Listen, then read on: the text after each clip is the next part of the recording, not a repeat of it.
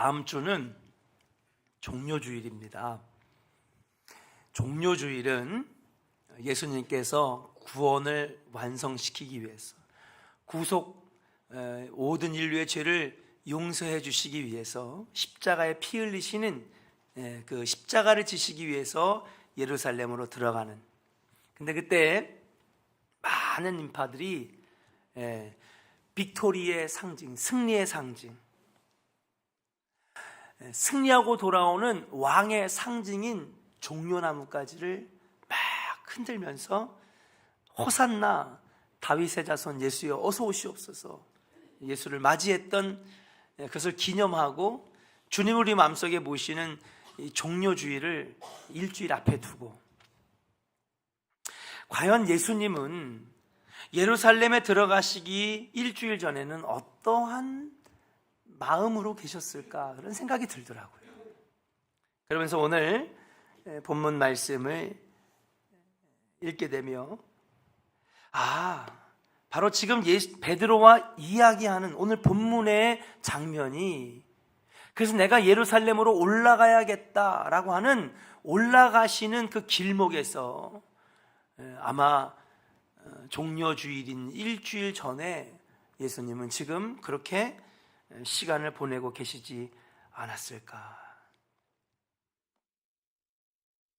그러면서 그분의 마음이 어땠을까?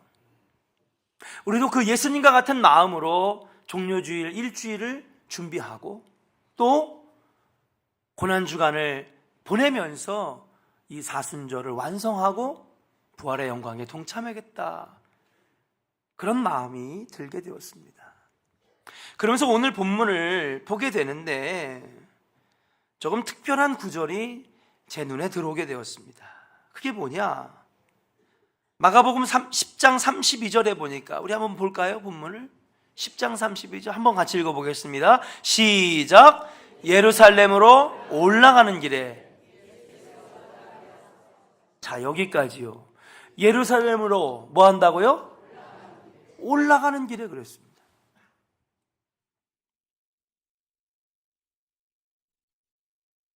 예루살렘으로 올라가는 길에,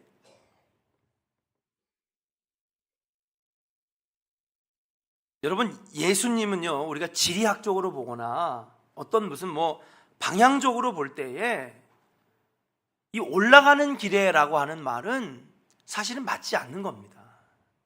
왜냐? 이스라엘을 3등분으로 나눌 수가 있어요.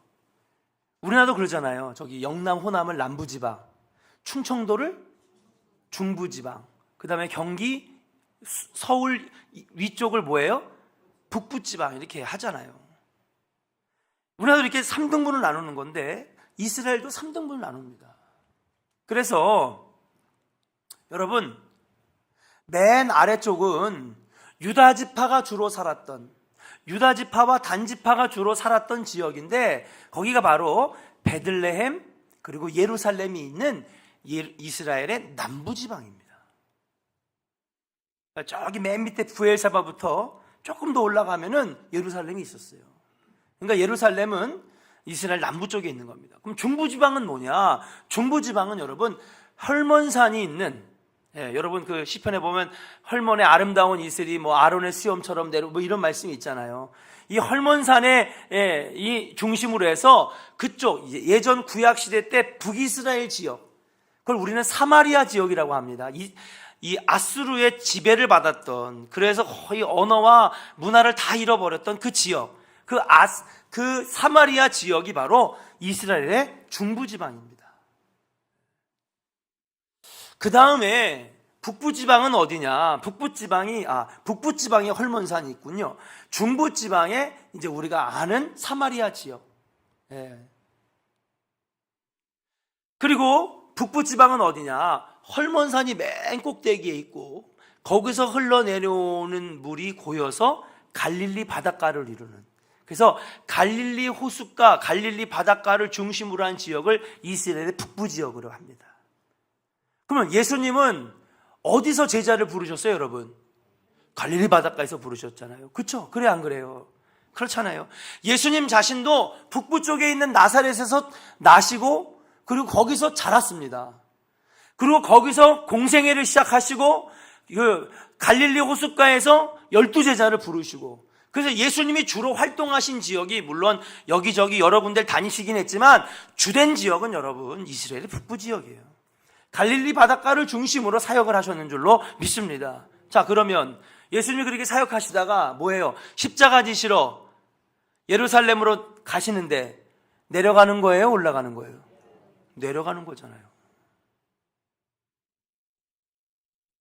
그리고 예루살렘은요, 산에 있지도 않았습니다. 요 남부 쪽은요, 꼭 우리나라도 비슷하더라고요. 북부 쪽은 뭐가 많아요? 산이 많아요. 강원도. 그렇잖아요?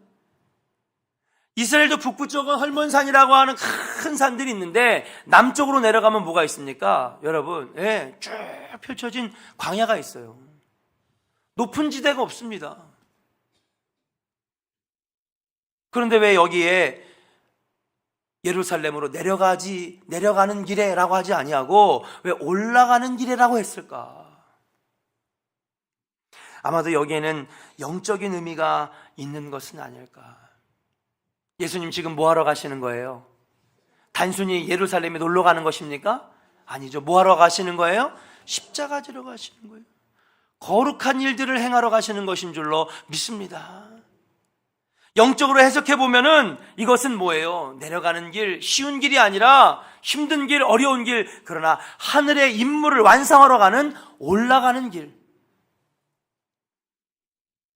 영적으로 볼 때는 사랑하는 여러분, 올라가는 길이다, 그렇게 볼 수가 있다라고 하는 사실이에요. 사랑하는 조은의 성도 여러분, 예루살렘으로 올라가는 말씀이 있는데 십자가의 구속사건을 이루시기 위하여 예루살렘으로 올라가시는 예수님처럼 여러분 내려가는 성도들이 아니라 올라가는 성도들 되시기를 주의 이름으로 간절히 축원합니다. 그렇습니다. 신앙생활은 따라합시다. 올라가는 생활, 올라가는 생활. 신앙생활은요, 독수리 날개쳐 올라감 같이 올라가는 신앙생활이에요. 성경에 여러분 신앙생활을 설명하고 있는 것 중에 내려가라고 하는 표현은 하나도 없습니다. 다 올라가는 거죠. 여러분 기도는 어떻게 해요? 내려가는 거예요? 올라가는 거예요? 앞으로 나가는 거예요? 기도가? 요즘에 분향단 배우고 있죠? 분향단의 향기와 연기는 밑에서 어디로 올라가요? 위로 올라가는 거예요. 기도도 올라가는 겁니다. 우리가 나중에 죽으면 어디로 가는 거예요? 천국으로 올라가는 거예요. 여러분 왔다 갔다 발목 신자 되지 마시고 나중에 꼭 천국에서 만날 수 있는 천국 신자 되시기를 주의 이름으로 간절히 축원합니다. 신앙생활은, 바람직한 신앙생활은 뭐냐? 독수리 날개치며 올라가는 생활이 바람직한 신앙생활이라고 말씀드릴 수 있어요. 제가 작년 9월 달부터 자전거를 한번 타보려고 99,900원짜리 자전거를 하나, 제일 싼 걸 하나 사가지고 자전거를 몇 번 탔습니다. 기어가 27단인가 그런데 여러분 아무리 기어를 잘 달아도 올라가는 길이 쉬울까요? 어려울까요? 어렵더라고요. 기어를 아무리 많이 넣어도 올라가는 길은 그래도 어렵더라는 거예요. 힘도 더 많이 들어가고 막 허벅지에 힘을 막 줘야 됩니다. 근데 그렇게 올라가다가 오르막길이 있으면 무슨 길이 있어요? 내리막길이 있어요. 올라갔다 내려갔다 올라갔다 내려갔다 해가지고 작년에 10월 4일날 한강을 한번 갔다 왔어요. 80km를. 근데 내려갈 때 보면요, 세상 이렇게 편한 게 없어요. 얼마나 쉬운지. 페달 돌릴 필요 있어요, 없어요? 돌리면 발만 더 아파. 그때는 페달에서 살을 떼야 돼요. 어떻게 쭉 내려가는 거예요. 너무 쉬워요. 게다가 한번 넘어졌어요. 너무 속도를 이기지 못하고. 사랑하는 여러분, 올라가는 길은 어렵습니다. 내려가는 길은 쉬워요. 그러나 사랑하는 여러분, 올라가는 길은요, 끝에 승리가 있고 영광이 있습니다. 근데 내려가는 길은 너무 쉽지만 그 길은 실패하는 길이고 마귀가 틈타는 길이고 하나님과 멀어지는 길이라는 사실이에요. 신앙생활이 그렇다는 거예요. 우리 조은의 성도들은 똑같은 신앙생활을 해도 쉬운 길보다는 좀 어렵지만은 올라가는 신앙생활, 내 믿음이 올라가고 신앙이 올라가고 성소로 올라가고 조원교회로 올라가고, 그래서 우리 목사님이 여기다가 교회를 세웠나 봐요. 성경에 보면요, 여러분, 평평한 땅에다가 성막을 놔도 항상 표현은 뭔지 아십니까? 성소로 올라가며 그랬어요. 올라간다라고 한 표현은 단순히 그냥 단양만을 의미하는 것이 아니라 영적인 의미가 담겨져 있다는 사실이에요.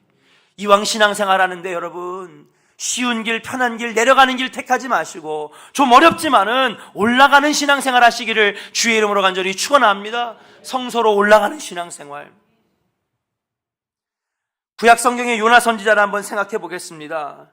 요나 선지자는요, 여러분, 하나님의 부르심을 받고 어떤 명령을 들었는지 아십니까? 너는 지금 저기 아수르 거기에 있는 수도가 어디예요? 니느웨라고 하는데 니느웨로 올라가서 그들을 하나님의 백성으로 인도하라고, 복음 전하라고 주님이 명령하셨어요. 근데 여러분, 요나가 순종했어요? 안 했어요? 안 했어요. 어디로 갔어요? 다시스로 내려갔더니 그랬어요. 성경에 보세요. 여러분, 북이스라엘보다 더 위에 있는 게 바로 아수르였는데, 유프라테스강, 티그리스강 사이에 있는, 여러분, 지금도 이라크의 수도인데 바로 그 느느웨 땅으로 주님이 복음 전하라고 올라가라고 얘기했는데, 주님 올라가라는 말씀에 순종하지 아니하고 내려갔더니 어떤 일이 벌어졌습니까? 여러분, 나중에 다시스로 내려가다가 여러분 풍랑이 일어가지고 무서워서 어디로 또 내려가요? 뱀이창으로 숨어서 내려갑니다. 계속 내려가는 거예요. 그렇게 내려가다가 여러분, 뱀이창에서 숨어있는 사람에 걸렸어요. 야, 도대체 왜 하늘이 화가 났을까? 왜 풍랑이 일을까? 도대체 입에 누가 탔길래? 그래서 온 배를 뒤져보니까 요나 선지자가 뱀이창에서 숨어서 덜덜 떨고 있는 거예요. 여러분, 어떻게 됐습니까? 뱀이창으로 내려갔다가 이제는 어디로 내려갔어요? 바다 밑으로 내려갔어요. 물고기 뱃속 밑으로 내려갔는 줄로 믿습니다. 하마터면 죽을 뻔했습니다.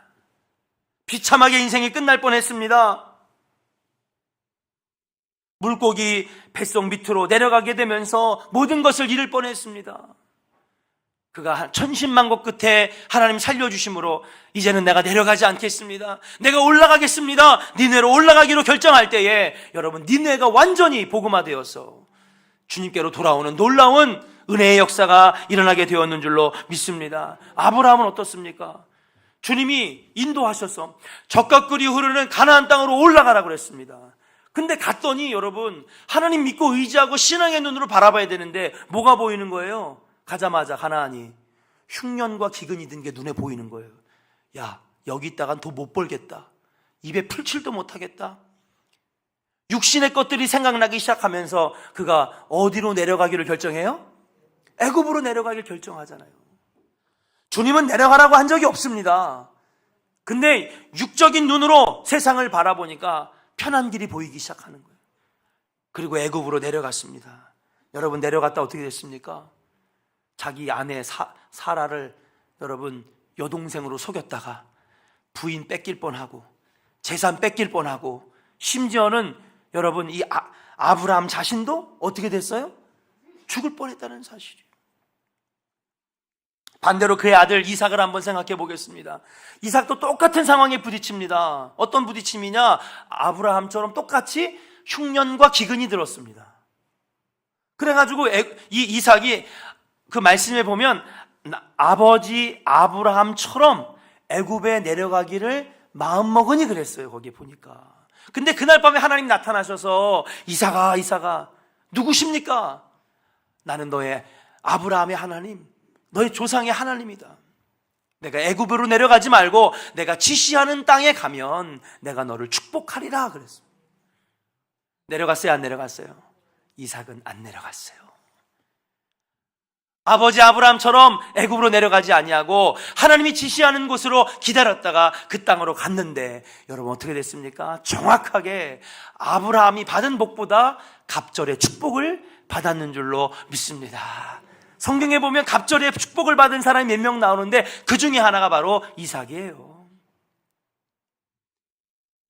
내려가는 신앙은 지금 당장은 편한 것 같지만은, 사랑하는 여러분, 마지막 거기에는 파멸과 절망이 있을 뿐이지만은, 힘들고 어려워도 올라가는 신앙생활은 지금 힘들고 어렵지만은 마지막에 승리가 있고 영광에 참여하는 놀라운 은혜가 있게 될 줄로 믿습니다. 내려가지 말고 올라가는 신앙생활 하시기를 주의 이름으로 간절히 축원합니다. 우리 옆 사람에게 한번 살아있는 눈빛으로, 그래도 지금까지 조시는 분이 한 분도 없어가지고 참 다행입니다. 자, 악수하면서 한번 축복하겠습니다. 내려가지 말고 올라가는 믿음의 주인공이 되세요. 믿으시면 아멘 하시길 바랍니다. 할렐루야. 3층은 왜 안 하시는 거예요? 올라가서 그런 거예요? 이미 올라가서 3층은? 또 다음 주부터 다 3층 올라가시는 거 아니에요? 그렇습니다, 여러분. 성소로 올라가는 신앙, 여러분, 날마다 교회로 올라가는 신앙, 그게 복 있는 거예요. 세상으로 가는 건 내려가는 신앙이에요. 재밌죠? 신나죠? 그러나 올라가는 신앙생활에 은혜와 축복이 있음을 믿으시고 올라가는 신앙생활 하시기를 주의 이름으로 간절히 축원합니다. 자, 그렇다면 오늘 예수님은 분명히 지리적으로는 내려가는 건데 분명히 예루살렘으로 올라가신다 그랬거든요. 그분이 그 올라가시는 그 길이 어떤 은혜를 우리에게 주시는가? 우리는 예수님을 따르는 팔로워입니다. 그렇죠? 인스타그램만 팔로우하지 말고. 무슨 얘기 하시는지 모르시는 분 많은 것 같아. 인스타그램만 팔로우하지 말고 예수님을 팔로우하자고요. 할렐루야. 그 예수님을 팔로우한다는 건 그분을 닮고 싶다는 거예요. 닮아가겠다는 거예요. 그 우리도 예루살렘으로 올라가는 모습이 있어야 되는데 도대체 그 예루살렘으로 올라가는 길은 어떤 길이었을까? 첫 번째로 한번 따라하겠습니다. 하나님의 뜻을 쫓아가는 길, 하나님의 뜻을 이루어가는 길. 우리 마태복음 본문하고 좀 다른 본문인데 마태복음 16장 21절 23절 같이 한번 읽어보겠습니다. 스크린을 보고 한번 크게 한번 읽어볼까요? 시작. 이때로부터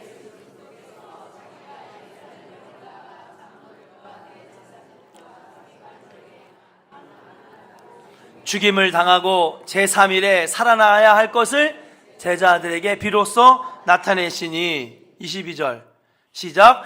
베드로가 예수를 붙들고 항변하여 이르되 주여 그리 마옵소서, 이 일이 결코 죽게 미치지 아니하리이다.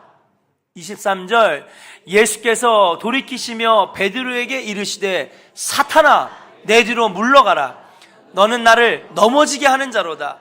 내가 하나님의 일을 생각하지 아니하고 도리어 사람의 일을 생각하는도다 하시고 그랬어요. 23절 그냥 그대로 보여주세요. 여러분, 이 장면이 뭐냐? 여러분, 우리가 읽은 마가복음 10장하고 매치되는 그런 장면입니다. 여러분, 사복음서는 오병이어의 역사는 네 사복음서에서 다 나와요. 또 어떤 거는 두 복음서에서만 나오기도 하고 어떤 건 세 복음서에서만 나오기도 하고 어떤 사건은 유일하게 한 복음서에서만 나오는 게 있습니다. 그래서 우리는 이 사복음서를 서로 비교하면서 신학교에서 공부를 해요. 그래서 여러분, 이 마가복음이 아니라 전 마태복음이라고요. 우리가 읽은 본문 마가복음 10장이고 얘는 마태복음. 그렇죠? 자, 이 장면이 무엇이냐? 바로 여러분, 이 가이사라 빌립보에서 베드로가 예수님께 고백을 합니다. 뭐라고 고백해요? 주는 그리스도시요 살아계신 하나님의 아들이십니다. 그리고 고백을 해요. 그러니까 이 베드로가 신앙이 많이 컸구나, 믿음이 많이 자랐구나. 그러면서 예수님이 베드로에게 지금 앞으로 일어날 일들, 조금 있으면 내가 감당해야 될 이 십자가 사건, 고난을 설명해 주고 있는 장면이에요. 그러면서 내가 있잖아, 지금 예루살렘으로 올라가는 중 아니냐? 근데 이 올라가는 길이 박수받고 영광받는 길이 아니야. 가면 장로들과 제사장들, 서기관들이 나를 모욕 줄 것이고 능욕하고 침을 뱉고, 그리고 나는 이방인들에게 팔려가가지고, 이방인들이 바로 로마 사람들인데 그들에 의해서 사형당하고 난 죽임을 당할 것이야. 그러니까 베드로가 깜짝 놀랐습니다. 베드로가 예수님께 얘기합니다. 예수님 무슨 말을 그렇게 하십니까? 제가 그렇게 놔둘 것 같습니까? 예수님에게 절대 그런 일 없을 테니까요, 걱정하지 마세요. 이 뒤에 없지만 제가 지켜드리겠습니다. 그냥 아주 그냥 예수님을 안심시켜드리는 그런 얘기를 했겠죠. 걱정하십시오. 하지 마십시오. 수제자가 여기 있습니다. 그러면서 예수님을 막 안심했을 거예요. 그런 일은 안 일어날 겁니다. 주님이 고통당하시다니요. 예루살렘 가면 여러분 당신을 왕으로 모실 겁니다. 막 그렇게 달콤하게 지금 예수를 위로하고 있는데 갑자기 예수님이 화를 확 내시면서 뭐라 그랬어요? 사탄아, 내 뒤로 물러가라. 너는 나를 넘어지게 하는 자로다. 그러면서 하시는 얘기가 뭐예요? 내가 하나님의 일을 생각하지 아니하고 도리어 사람의 일을 생각하는도다. 당신은 그럴 일 없습니다. 죽으시지 않을 겁니다. 고난당하시지 않을 겁니다. 이 얘기는 뭡니까? 예수님이 고통당하고 죽으셔야만, 피 흘리셔야지만이 하나님의 일을 완수할 수 있는 것인데 베드로는 그걸 모르니까 네가 나를 지금 달콤한 말로 그렇게 넘어지게 하는도다. 십자가를 못 지게끔 내 마음을 약하게 하는도다. 지금 베드로를 막 꾸짖고 있다라고 하는 사실이에요.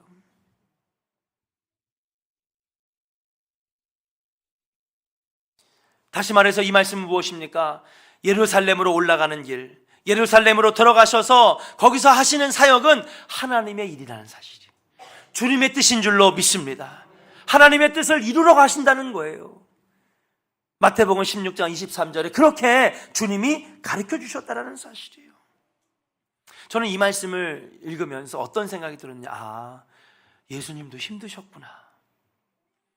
예수님은 육신의 몸을 입은 사람인 동시에 하나님 아들 아닙니까? 인간인 동시에 신인 거예요. 그렇기 때문에 여러분, 칼로 베이면 피가 나서 아픈 걸 예수님 알아요. 왜? 육신의 몸을 입었으니까.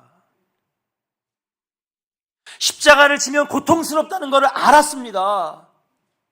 그렇기 때문에 그 십자가 사형틀이 얼마나 무서운지를 예수님 알고 있었기 때문에, 안 그래도 지금 예수님은 너무너무 힘들고 그 고통을 질 생각을 하니까 너무너무 괴로운 가운데에 베드로가 그럴 일 없습니다. 그러니까 사탄아 물러가라.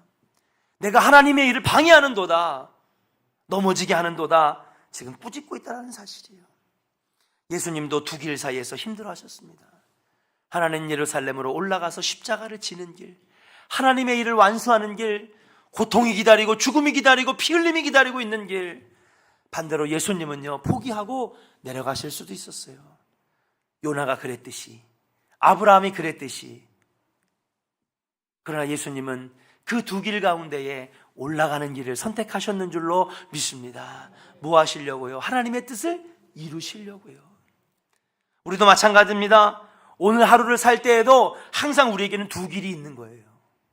오늘 하루를 살아가는 저와 여러분들에게는 두 길이 있습니다. 한 길은 무엇입니까? 하나님의 뜻을 이루는 길이고, 하나는 무슨 길입니까? 마귀 사탄과 즐거움과 쾌락을 쫓는 길이 우리에게는 항상 두 길이 있는 거예요.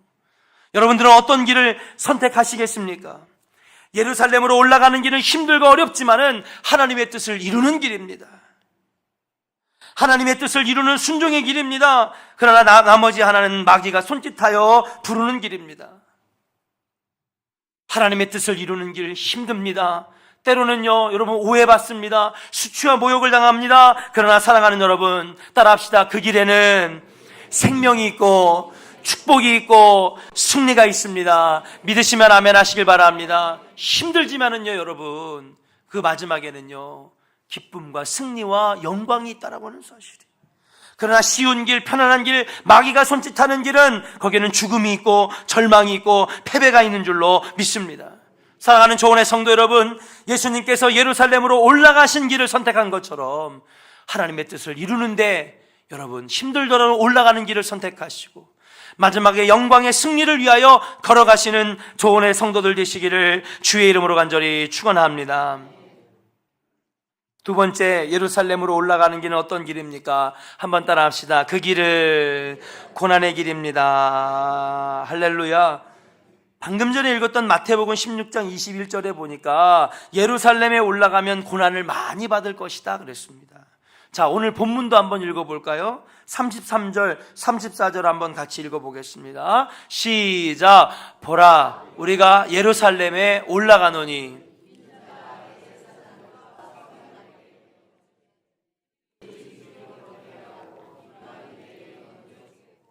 그들은 능욕하며 침뱉으며 채찍질하고 죽일 것이나 그는 3일 안에 살아나리라 하시니라. 할렐루야. 말씀을 읽어보니까 지금 뭐예요? 예루살렘으로 올라가면 능욕이 기다리고 있고 침뱉음이 기다리고 있고 채찍이 기다리고 있고 죽음이 기다리고 있다는 사실이에요. 예루살렘으로 올라가는 길은 고난의 길입니다. 아까도 얘기한 것처럼 우리는 예수님을 따라가는, 닮아가는 제자들입니다. 팔로워입니다. 자, 그러면 우리도 예수님이 십자가를 진 것처럼 우리도 십자가를 져야 되고, 예수님이 예루살렘으로 올라가신 것처럼 우리도 예루살렘으로 올라가야 되는 거예요. 근데 그 길은 무슨 길이라는 거예요? 지금 두 번째로 고난의 길이라는 거예요. 여러분, 누가 고난스럽게 살아가기를 원하는 사람이 어디 있습니까? 고통 속에 살아가려고 원하는 사람이 어디 있습니까? 예수님도 아마 인간적인 마음으로는요, 당장 다른 곳으로 도망치고 싶으셨을 거예요. 그러나 그럼에도 불구하고 예수님은 그 고난의 길을 선택하셨다라고 하는 사실이에요. 우리 믿는 자들은 어떻게 해야 될까요? 저는 베드로전서 4장 13절을 여러분들에게 정답으로 내놓습니다. 같이 한번 읽어보겠습니다. 시작. 오히려 너희가 그리스도의 고난에 참여하는 것으로 즐거워하라. 자, 지금 뭐 하라는 거예요? 그 고난의 길을 어떻게 하라는 거예요? 즐거워하래요. 아니, 고난을 참여하는 것을 즐거워하는 사람이 어디 있습니까? 미친 거 아닙니까? 왜 고난에 참여하는 것을 즐거워하라는 거예요?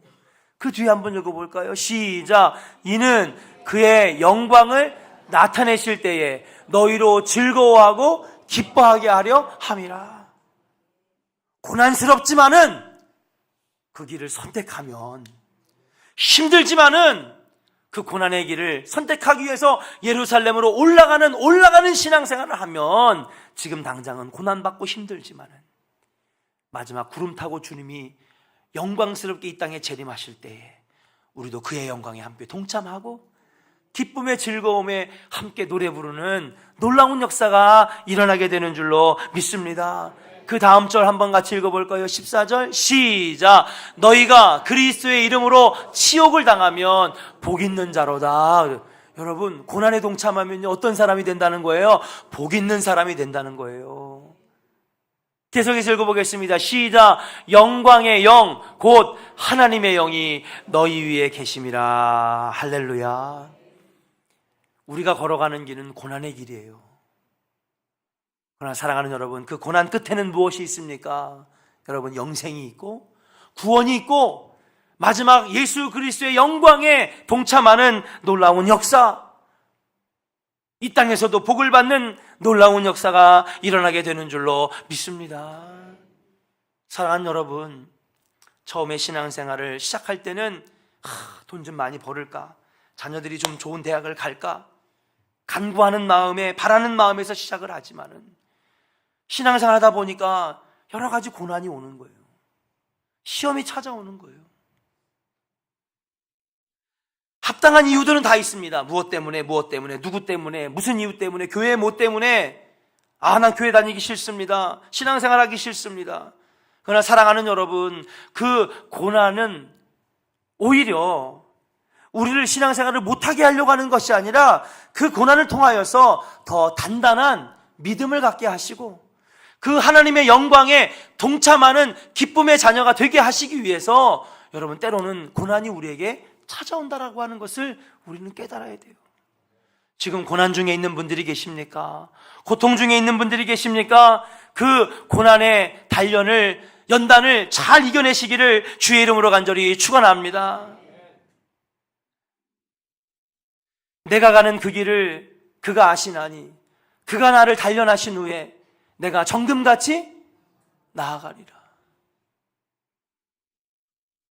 정금같이 단단해지지 아니하면 우리는 마귀 사탄의 시험에 녹아버릴 수밖에 없다라고 하는 사실이에요.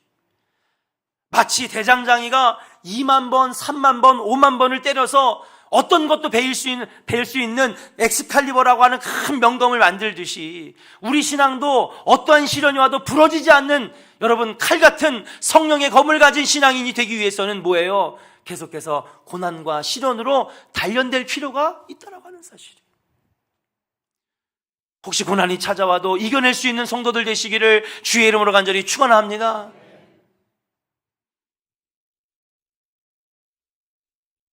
어떤 분이 그런 얘기, 목사님 저는요 교회 다니면서 한 번도 고난당한 적이 없어요. 저한테 굉장히 자랑스럽게 얘기를 하시더라고요. 내가 아는 성서가 아는 그게 아닌데. 예. 여러분, 고난과 시련은요, 모든 고난과 시련을 하나님을 거칩니다. 욥이 그랬잖아요. 욥이 동방에 아주 의인이고 믿음인 사람인데 마귀가 어느 날 와서 당신이 그렇게 자랑하는 욥이 믿음이 진짜 견고한지 한번 제가 시험해봐도 되겠습니까? 그러니까 하나님이 허락해줘요, 안 해줘요? 허락해줘요. 아니 왜 그렇게 하나님을 잘 섬겼는데 왜 욥에게 왜 시련을 줍니까? 여러분, 근데 하나님이 고난과 시련을 줄 때는요 뭐예요? 고난과 시련 뒤에 뭐도 준비해 주시는 거야? 축복과 선물도 준비해 놓고 그리고 고난과 시련도 주신다는 거예요. 근데 우리는 그 고난과 시련에 눈이 가려져 가지고 사람이 미워지고 교회가 싫어지고 하나님이 원망스럽고 그 신앙을 버리고 교회를 포기하고 신앙생활을 포기할 때가 많은 거예요. 아닙니다, 사랑하는 여러분. 고난과 즐거움이 오면 여러분 믿음으로 이겨내시기를 주의 이름으로 간절히 축원합니다. 그 뒤에 하나님이 반드시 축복과 은혜와 선물을 준비하고 계시다라는 사실이에요. 여러분, 다 버리고 저주하고 떠났지만은 욥은 끝까지 순종하면서 하나님을 향한 믿음을 지켰더니 어떻게 됐어요? 정확하게 갑절의 복을 받았는 줄로 믿습니다. 오늘 갑절의 복 얘기 많이 하는 것 같아요. 하나님 주시는 고난과 시련 뒤에는요 정확하게 하는 꼭 선물과 은혜를 준비하고 있다라고 하는 사실이에요. 사랑하는 여러분, 우리가 걷는 길은요 그냥 단지 이 땅에서 잘 먹고 잘 살기 위해서 믿는 종교가 아니에요. 세상의 종교는 그래요. 세상의 종교는 오세요, 우리 종교로 오세요, 잘 먹고 잘 삽니다, 부자 됩니다. 근데 기독교는요, 물론 이 땅에서 하나님이 축복도 해주시지만은 진정한 축복은 뭐냐? 여러분, 예수 보혈로 그 핏값으로 구원받아 하나님 자녀가 되고 지옥 백성이 아니라 천국 백성 되는 것이 최고의 축복인 줄로 믿습니다. 하나님의 영이 함께 하시고 고난과 고통이 있을지라도 이 어려운 올라가는 길을 선택하시고 이겨내시는 우리 조은의 성도들 되시기를 주의 이름으로 간절히 축원합니다. 우리 옆 사람에게 한번 축복합시다. 힘들어도 어려워도 믿음 포기하지 말고 끝까지 승리합시다. 할렐루야. 믿으시면 아멘 하시길 바랍니다. 할렐루야. 마지막입니다. 따라합시다. 그 길은 십자가에서 죽는 길입니다. 죽으러 가는 길인 거죠. 예수님은 아셨어요? 모르셨어요? 아셨어요. 아까 본문 보니까 34절에 뭐라 그랬어요? 내가 죽을 것이다. 예수님이 예언하시잖아요. 십자가 처형이란 원래 원시 야만 시대의 유물로서 지중해 동쪽 아시리아에서 시작되어서 이집트, 시리아 등지에서 사용되었습니다. 그러다가 이 십자가 처형을 로마가 받아들인 거예요. 로마가 왜 이 십자가 처형을 받아들였을까? 원래 로마는 십자가 처형을 하는 나라가 아니었습니다. 근데 로마가 점점 강성해져서 나중에 220개가 넘는 나라와 민족을 식민 통치를 했어요. 그러니까 너무나 많은 지역과 막 거의 지구의 절반을 지배하다 보니까 지구의 절반도 더 되죠 그만큼을 지배하다가 보니까 여러분 이들에겐 특별한 그 통치 방법이 필요했는데 로마가 선택한 통치 방법은 뭐냐? 바로 공포의 정치였어요. 피해 통치였어요. 그래서 여러분, 처음에 만약에 저기 갈리아 지방 독일 사람들을 좀 침공하러 가자. 그러면 7군단 모여. 그래. 7군단 딱 로마 7군단. 로마 13군단은 영국을 점령했어요. 7군단은 독일을 점령했어요. 옛날에는 갈리아 지방이라고 그랬죠. 그런데 갈 때마다 길이 없으니까 이 군사들이 길을 닦으면서 가는 거예요. 그래가지고 한 3개월 정도 걸립니다. 가서 막 전쟁하고 거길 점령하고 왕을 굴복시키고 그래가지고 이제 이 로마의 점령지로 딱 만들고 나면은 그 다음에 이제 군대가 몇만 남겨놓고 돌아올 거 아니에요. 그리고 전투부대는 또 다른 나라를 침공하러 가야 되니까. 근데 돌아올 때 천천히 돌아와요. 왜 천천히 돌아오냐? 돌아오는 길에 뭐를 만들어요? 길을 만들면서 오는 거예요. 길을 만들면서. 그래서 돌아왔습니다. 되게 오랜 시간 동안에 여러분 오히려 거기를 점령하는 전쟁 시간보다 길을 만드는 시간이 더 오래 걸려요. 그런데 한 3개월, 6개월, 1년 정도 지나면 여기서도 독립운동이 일어날 거 아니야. 쿠데타가 일어날 거 아니에요. 야, 우리 독립을 되찾자, 나라를 되찾자. 반란이 막 일어나잖아요. 그러면 여러분 다시 7군단 모여. 딱 그래요. 그러면 이제 어디로 가는 거예요? 예전엔 3개월 걸리던 길이 일주일이면 가는 거예요. 뭐가 닦여져서? 길이 닦여져서. 그래서 여러분, 세계의 모든 길은 뭐로 통한다?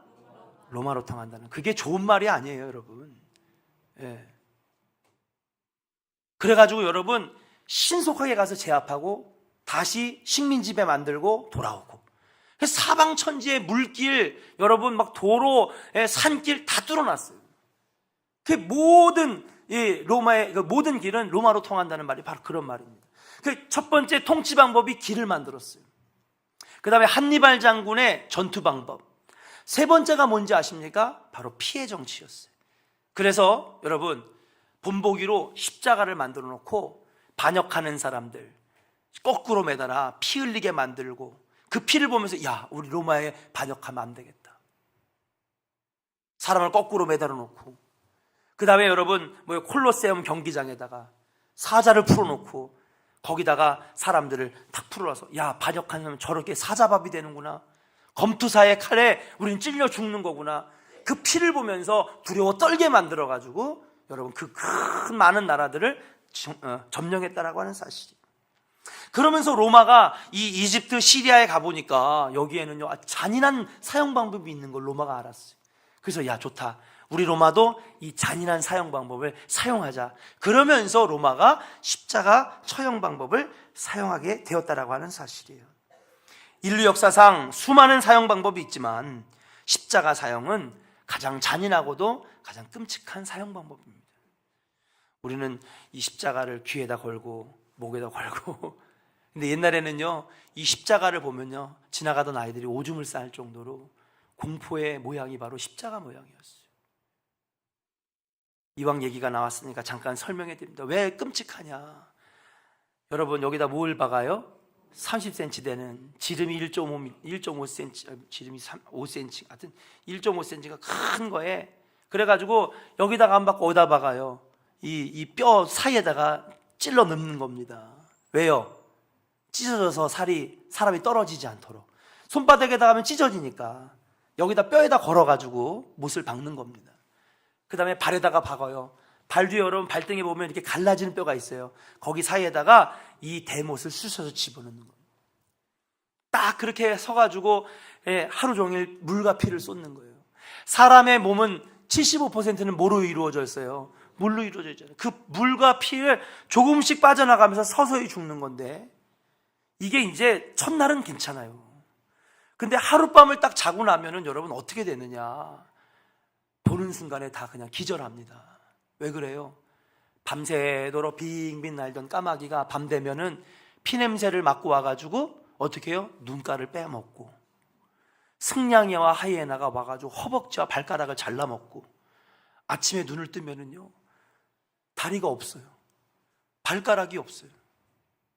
근데 사람 목숨은 붙어 있어요, 안 붙어 있어요? 붙어 있는 거예요.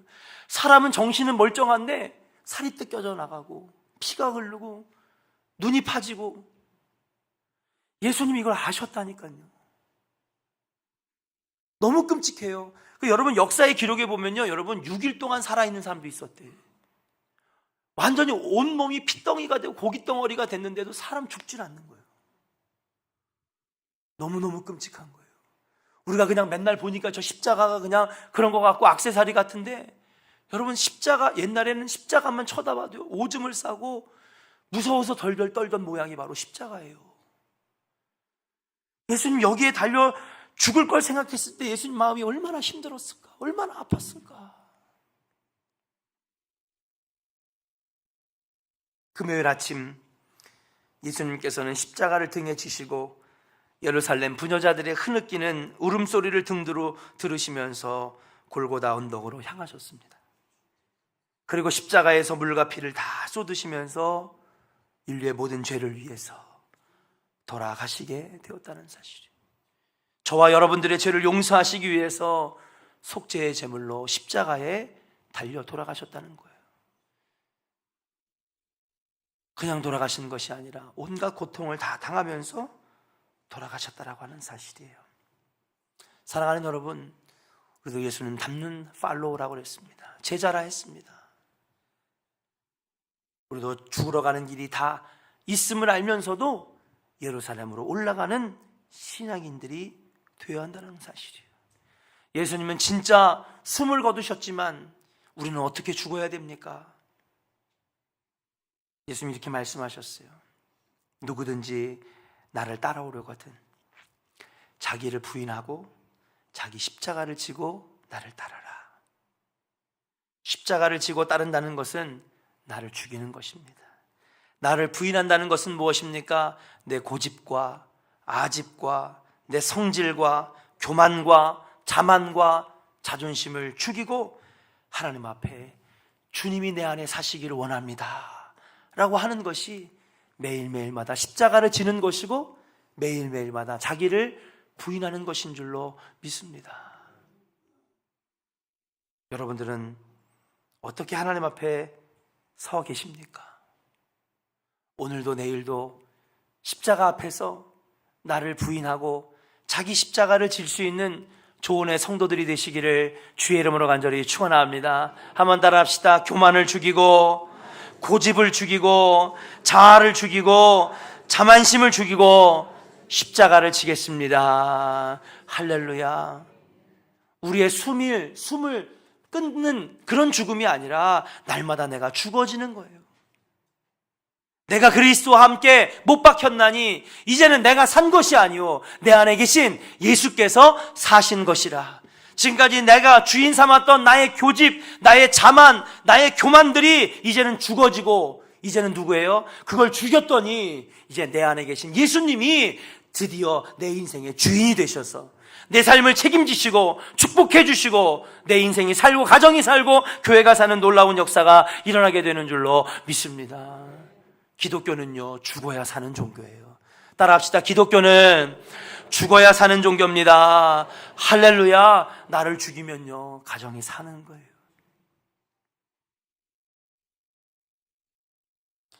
힘든 길입니다. 예루살렘으로 올라가는 길은 어려운 길입니다. 그러나 여러분, 죽음의 길, 고난의 길, 하나님의 뜻을 이루는 너무너무 힘든 길이지만 여러분, 지금은 고통스럽고 힘들지만 그 마지막에는 여러분 하나님의 은혜와 축복과 그리고 영생과 구원이 기다리고 있다라고 하는 것을 여러분 믿으시고, 여러분 날마다 자기 십자가를 지고 자기를 부인하고 여러분 이 어려운 예루살렘으로 올라가는 이 영적 길을 여러분 올라갈 수 있는 여러분들 되시기를 주의 이름으로 간절히 축원합니다. 그럴 때 여러분 부활이 기쁨의 부활이 되고 진정한 영생을 맛보는 여러분 승리하는 신앙생활 신앙인이 될 수 있다라고 하는 사실이에요. 여러분 사순절 기간입니다. 사순절은 나를 죽이는 훈련을 하는 거예요. 그동안에 내가 부렸던 성질들, 내 고집된 자아들, 잘못된 아집들 다 내려놓고 내 안에 사시는 주님이 주인 되시는 놀라운 역사가 여러분과 우리 조원교회에 있기를 주의 이름으로 간절히 축원합니다. 기도하겠습니다.